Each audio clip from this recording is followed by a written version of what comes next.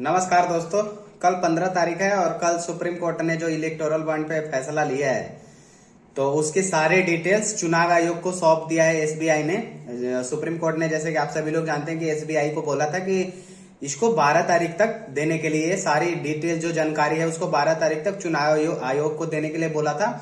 और चुनाव आयोग से बोला था कि आप 15 तारीख तक इसको पूरे देश के सामने बताएं कि किस आदमी ने किस पार्टी को कितने चंदा दिए हैं।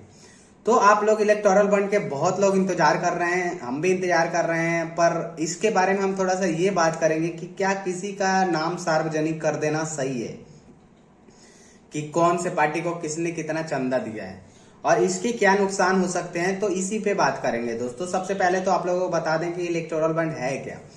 इलेक्टोरल बॉन्ड जो है वो पार्टियों को चंदा के काम करता है। जैसे एसबीआई वो बॉन्ड रिलीज करता है अपने बैंक से, जैसे 1,000, 10,000, 1,00,000, 10,00,000 और 1 करोड़ तक का होता है ये। तो एक आदमी जो, जैसे आप बिजनेसमैन है या आम आदमी भी है, कोई भी वो एसबीआई से खरीद के, एसबीआई के किसी ब्रांच से खरीद के इलेक्टोरल बॉन्ड और सरकार को चंदे के रूप में दे सकता है। उसकी वैलिडिटी 15 दिन तक होता है। तो बहुत सारे बिजनेसमैन और बहुत सारे, जैसे जाहिर सी बात है कि सभी लोग किसी ना किसी तरफ होते हैं। कोई कांग्रेस का सपोर्ट करता है, कोई बंगाल टीएमसी को सपोर्ट करता है, बंगाल की सरकार को, कोई बीजेपी को करता है। और जाहिर सी बात है जो सरकार केंद्र में होती है ना, उनको ही ज्यादा चंदा मिलता है। तो जो हमारे सीजेआईजी हैं माननीय DY चंद्रचूड़ साहब, तो उन्होंने कहा है कि सबका नाम सार्वजनिक करो और सबको बताना पड़ेगा किस पार्टी को किसने कितना चंदा दिया है। तो इसी बात को एसबीआई ने 30 जून तक का समय मांगा था, लेकिन चंद्रचूड़ साहब ने उल्टा केस चलाने की धमकी दे दी। तो उन्होंने 12 तारीख को अपना सौंप दिए, 12 मार्च को। हालांकि सुनने में आ रहा है कि पूरी जानकारी उन्होंने नहीं दिया है अभी चुनाव आयोग को। जितना हो सका है उतना ही दिया है, क्योंकि कागज थोड़े इधर उधर हुए थे उसको मिलाने में, इसीलिए उन्होंने 3 महीने का समय मांगा था। लेकिन सुप्रीम कोर्ट ने मना कर दिया समय देने से, तो उन्होंने जैसे तैसे सौंप दिए हैं चुनाव आयोग को। अब कल चुनाव आयोग अपने वेबसाइट पे डालेगा और इसमें सब कुछ सार्वजनिक हो जाएगा। हो सकता है कि नाम ना दिया हो, कि नाम जिसने नाम दिया हो, जिसने मतलब चंदा दिया हो राजनीतिक पार्टी को, उनका नाम नहीं दिया हो, केवल चंदे का डिटेल्स दे दिया हो। तो मोटा मोटी चंदे का डिटेल्स तो है, 9,700 करोड़ के आसपास चंदा मिला है पूरी पार्टियों को मिला के, जिसमें से 58% 5,200 करोड़ अकेले बीजेपी को मिलता है। और जाहिर सी बात है कि जो पार्टी सत्ता में होती है उन्हीं को ज्यादा चंदा मिलता है। ममता बनर्जी के पार्टी को 9,967 करोड़ के आसपास मिला है, कांग्रेस को 900 के करीब मिला है। तो अब कल सार्वजनिक होगा किस बिजनेसमैन ने या किस आम आदमी ने, कोई भी दे सकता है। हम भी चाहे तो 1,000 का बॉन्ड खरीद के किसी पार्टी को दे सकते हैं, लेकिन मुझे नहीं लगता कि कोई आम आदमी बॉन्ड खरीदने जाता होगा। सब राजनीतिक पार्टी बिजनेसमैन ही देते होंगे, क्योंकि उनका थोड़ा फायदा भी होता है बिजनेस से में। पार्टियां अगर उनके चाहने वाली पार्टी हो तो फायदा होता है। तो इस पे बात करेंगे कि क्या ये सही है नाम सार्वजनिक कर देना। विपक्ष के लोग तो कह रहे हैं कि सही है, क्योंकि वो सरकार में नहीं है, वो भी कभी सरकार में आएंगे तो फिर उनको चंदा कोई देगा। तो मेरे हिसाब से ये चाहिए ना कि विपक्ष को एक तटस्थ होकर सोचना चाहिए कि उनको भी चंदा मिलता है, बीजेपी को भी मिलता है। तो ये नाम सार्वजनिक करना उचित नहीं है मेरे हिसाब से, क्योंकि नाम अगर सार्वजनिक कर दो, मान लो जो बीजेपी को जो चंदा देते हैं उनका तो ठीक है, बल्ले बल्ले है अभी, क्योंकि बीजेपी की सरकार है। बाद में कांग्रेस की सरकार आई तो उनको कितने परेशानी करेगी, ये तो जाहिर सी बात है, क्योंकि सरकार चाहे ना तो कुछ भी कर सकती है, बड़े बड़े बिजनेसमैन को बर्बाद कर सकती है सरकार। तो सोचो ये नाम सार्वजनिक करना कितना उचित है। जैसे हमारा वोट है, हम वोट किसको देते हैं ये सार्वजनिक नहीं होता है।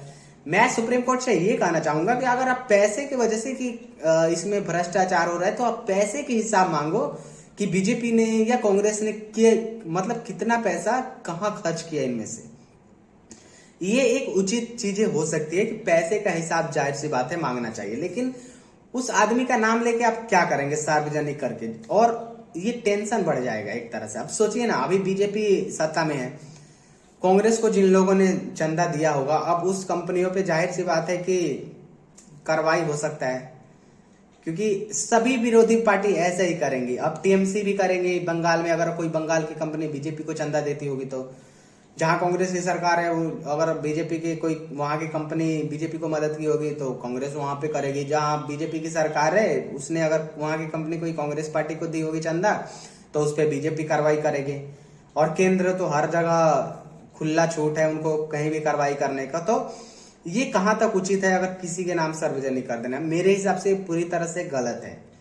अब आप देखो, आप कांग्रेस के सपोर्टर हो या किसी के सपोर्टर हो, तो बीजेपी के विरोधी हो इसलिए आप चाहते हो, लेकिन कल को आप जब सत्ता में आओगे तो कांग्रेस के चंदा देने वाले का भी नाम वैसे ही आएगा, तो फिर मतलब ऐसे ही कांग्रेस भी विरोध करेगी, है ना।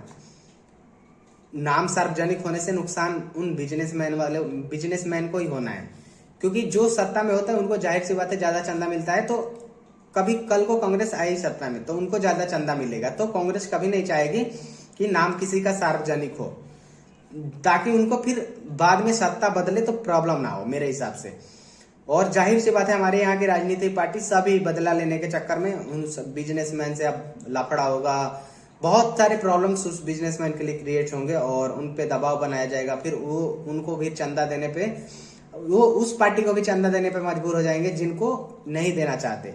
तो सुप्रीम कोर्ट के उन्होंने तो महान है डीवाई चंद्रचूड़ साहब जो हैं, लेकिन हमारे नजर में जो हमारा, मैं सोचता हूं कि ये उचित नहीं है किसी का नाम चंदा देने वाले के सार्वजनिक करना। जैसे वोट देने वाले का नाम सार्वजनिक करना उचित नहीं है, वैसे ही चंदा देने वाले का नाम सार्वजनिक करना उचित नहीं है, क्योंकि ये बाद में राजनीतिक पार्टियां परेशान करेंगी। और ये बात पता नहीं सुप्रीम कोर्ट हमारे क्यों नहीं सोच पा रहे हैं। जैसे हमारे वोट का संरक्षण किया जाता है ईवीएम में, वैसे ही उस पैसे के संरक्षण किया जाए सुप्रीम कोर्ट द्वारा और पैसे का हिसाब मांगा जाए पार्टियों से, तो ये कहीं ना कहीं उचित है।